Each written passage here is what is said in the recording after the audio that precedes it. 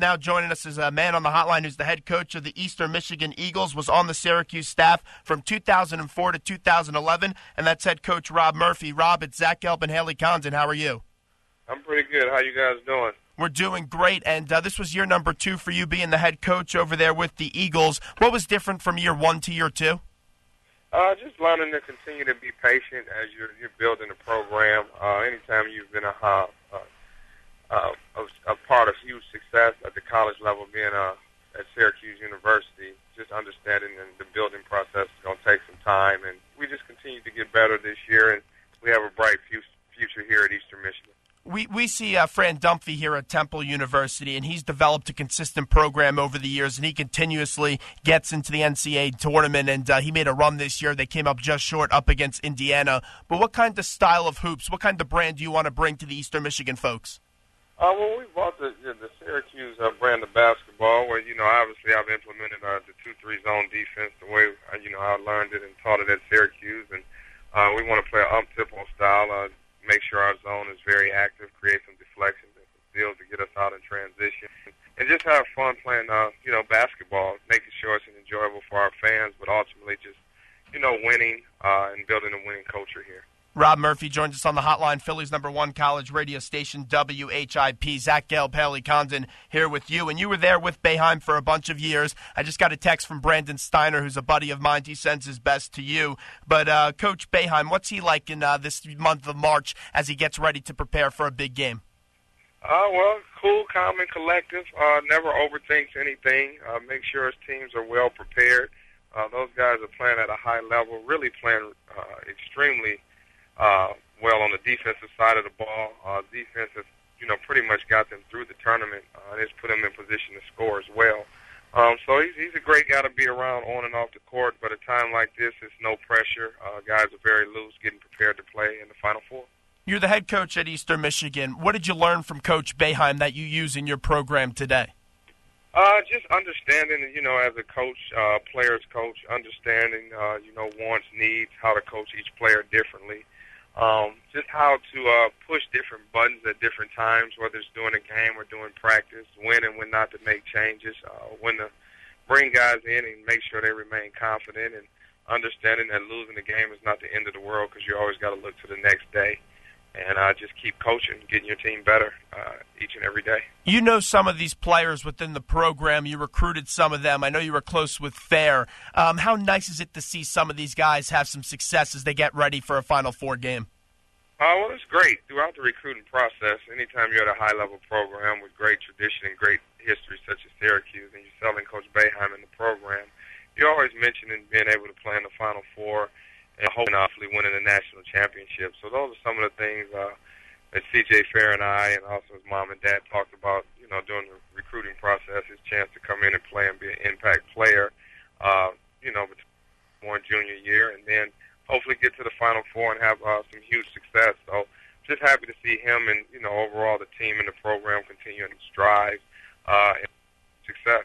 And your team this year, they played Syracuse and they also played Michigan. And when you went up against Syracuse, Michael CarterWilliams, he had a diverse game, 11 points, 7 rebounds, 11 assists, and also had 3 steals and 1 block. How tough is it to prepare for a player of his caliber that he could hit you in so many different ways? Well, he's versatile, as you mentioned. I mean, there's nothing he can't do on the floor. When his jump shot is going in, it's almost impossible to stop him. But I think he gives you many problems on the defensive side of the ball. With him and Brandon Trish standing 6'6" and 6'4" at the top of the zone, it makes it tough to see all the passing angles. And, most times when you think you can get the ball, you can't because of the length and athleticism. But Michael's a great player, and I think he has a lot of he gives Syracuse a huge advantage on the defensive side of the ball with his size and length. Players have come and go under Jim Boeheim as he's been there for 37 years at Syracuse, has won a national championship in 2003 with Carmelo Anthony. But the one thing that has always remained the same has been that 2-3 zone. It's been a symbol of Syracuse basketball for many years. What makes it so effective being a man that's been in those practices and seen that zone work in your advantage? Well, it's kind of hard to play for, to prepare for. Anytime you play against it, it's something that you haven't seen. You can't emulate it. I know people try with their scout teams, but you can't, you just don't have that length in practice. You don't have that athleticism in practice, and you just don't have the size.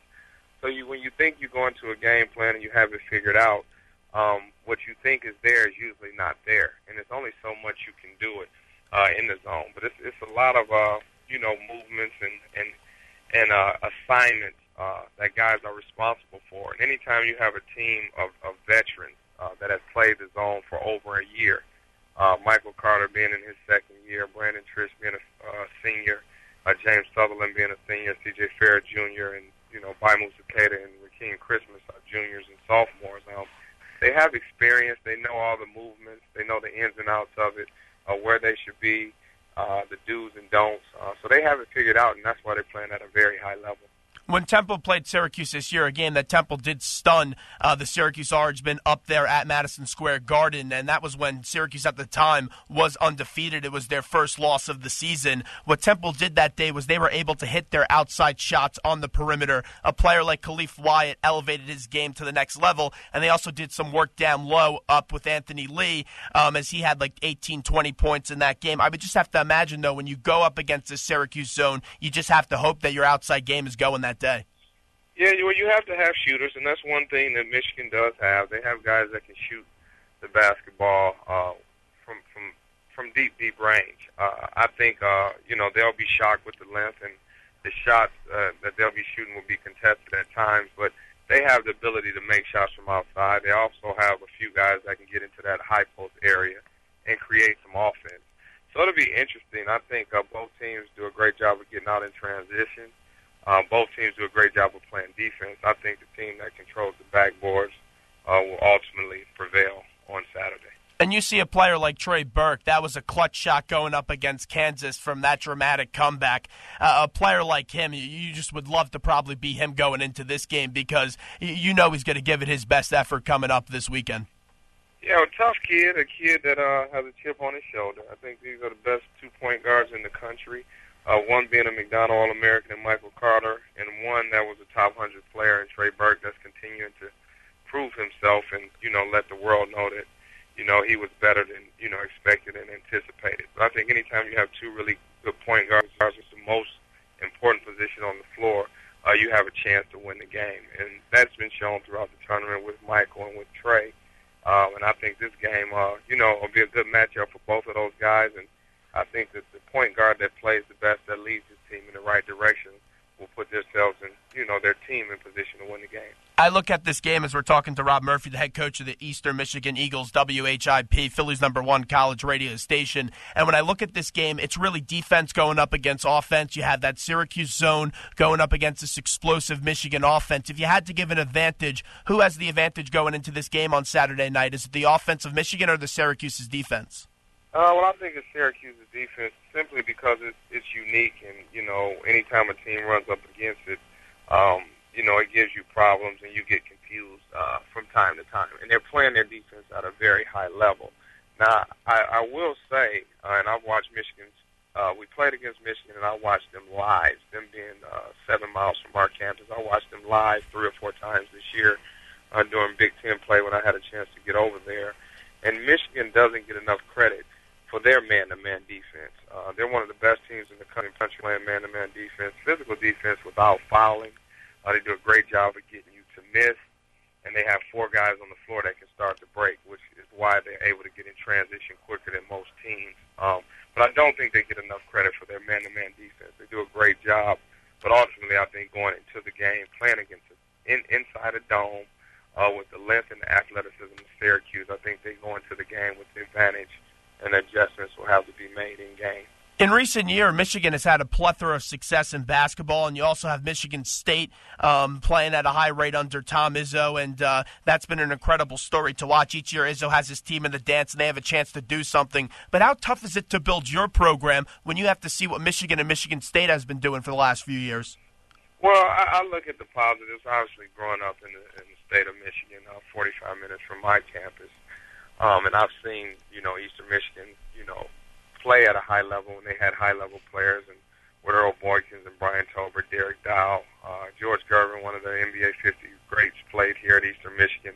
So they've had some tradition and history. But building now, it's going to take time. You have to be patient. I continue to watch like a guy like John Beilein. Just 5 years ago, Michigan was not what it was. And although it's a high major institution, it takes time to build any program. We're scouring the state and the Midwest and around the country for talent because ultimately recruiting is important and you need players to win games. But as I continue to watch those two programs closely, I continue to as a young head coach, learned a lot from Coach Boeheim. I watched Tom Izzo closely, watched Coach John Beilein very closely, and building my program. It helps that we're right in that area. It's a lot of excitement. We're very close to Michigan. A lot of our students know each other. Our players play together in the summertime. So it's a lot of positives with that, and it helps. And as I continue to build, I'll continue to watch, those programs as I implement my philosophies in my program. A few more questions right before we let Coach Murphy run. And, Coach, everyone is now forgetting about this Louisville-Wichita State game. A lot of people don't give Wichita State that much of a chance. Can you see Greg Marshall's squad pulling up the upset coming up this weekend? To be honest, I don't see Wichita State beating Louisville. Rick Pitino, is a Hall of Fame coach. He has some great players. I give Wichita State a lot of credit. I think it'll be closer than what a lot of people think because that team is skilled. And more importantly, they're physical and they're tough. Anytime you can, play physical and then you have some toughness that goes along with some skill, you give yourself a chance. But I think, again, when you go into a game like Syracuse has an advantage with their zone, I think Louisville has an advantage of their style of play with the way they pressure the ball, change their presses, change their defense, and speed you up. And they have super confidence on offense. So I think their style of play will prevail against Wichita State.